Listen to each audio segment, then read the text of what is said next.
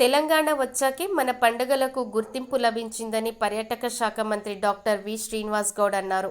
రాష్ట్రం ఏర్పడిన తర్వాత అన్ని రంగాల్లోనూ అభివృద్ధి సాధ్యమైందని తెలిపారు.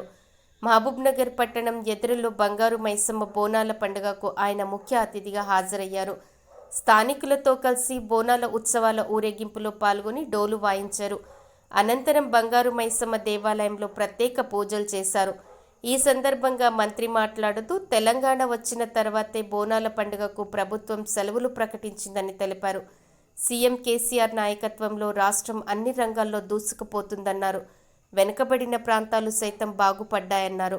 ఎదిర గ్రామం కాస్త ఇప్పుడు పట్టణంలో భాగంగా మారిందని, సమీపంలో నిర్మాణమవుతున్న ఐటీ పార్కు త్వరలోనే పూర్తవుతుందని, దీని ద్వారా స్థానికులకు పెద్ద ఎత్తున ఉపాధి అవకాశాలు లభిస్తాయని తెలిపారు. Municipal chairman Koramoni Narsimlu, councillor Hanumanthu Narsimlu, Yellaiah తదితరులు హాజరయ్యారు.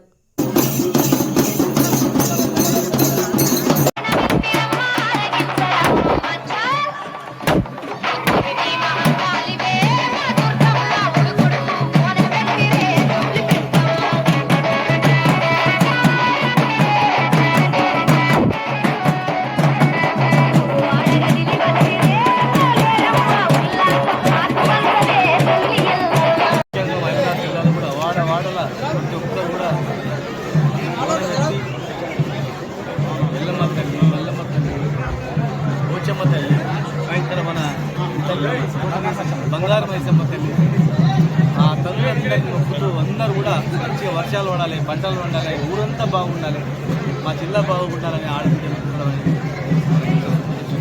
ఖచ్చితంగా ఈరోజు ప్రతి దేవాలయం దగ్గర ఒకటి ఏర్పాటు చేసి షెడ్డు లేకపోతే రూమ్లు మండపము ఏర్పాటు చేసి ఆ భక్తులకు కూడా మంచి సౌకర్యాలు చేయడం, ముఖ్యంగా మా వాళ్ళు మా నాయకులందరూ కూడా మా ప్రజాప్రతినిధులందరూ కూడా మంచిగా పాల్గొని సంతోషంగా ఘనంగా నిర్వహించుకోవడానికి తెలంగాణ సాంస్కృతిక సాంప్రదాయాలకు నిలబెట్టే పెద్దవిది.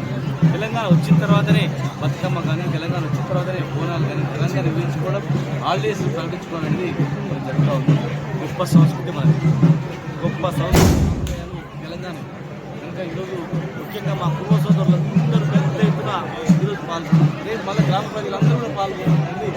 కులము అనేది అతీతంగా కాకుండా ప్రతి ఒక్క సోదరుడు సోదరిని గౌరవించుకొని అందరూ కూడా బోనాల పండుగ శుభాకాంక్షలు. మా జిల్లా ముఖ్యంగా మా ఎదుర గ్రామం, ఎదుర అనే విలేజ్ గతంలో ఉండేది.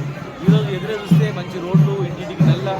ఎదుర గ్రామంలో చాలామంది కూడా డబ్బు రావడం, ఐటీ కార్డు భవిష్యత్తులో ఇంకా ఐటీ కార్డు ద్వారా మా యువతకు కూడా ఇక్కడ మంచి అవకాశం కలదు.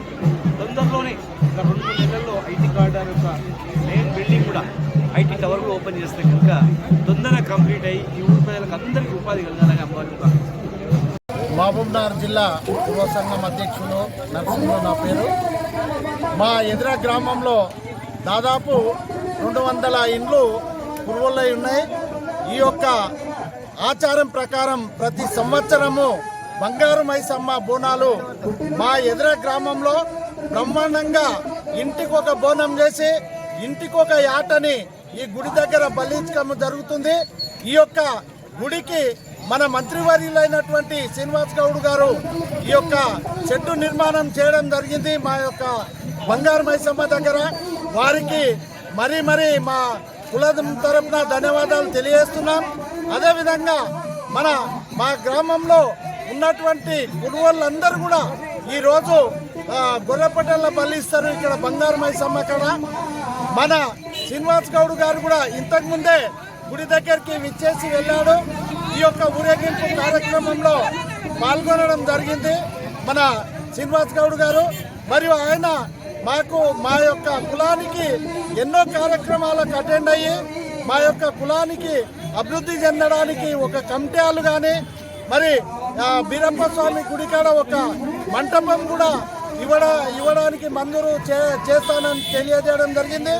మరి ఎదుర గ్రామంలో మహబూబ్నగర్ జిల్లాకు సంబంధించి ఒక హాస్టల్ ఎకరా భూమిలో మొన్ననే ఎమ్మెల్సీ నిధుల నుంచి 1,50 లక్షలు ఇవ్వడం జరిగింది.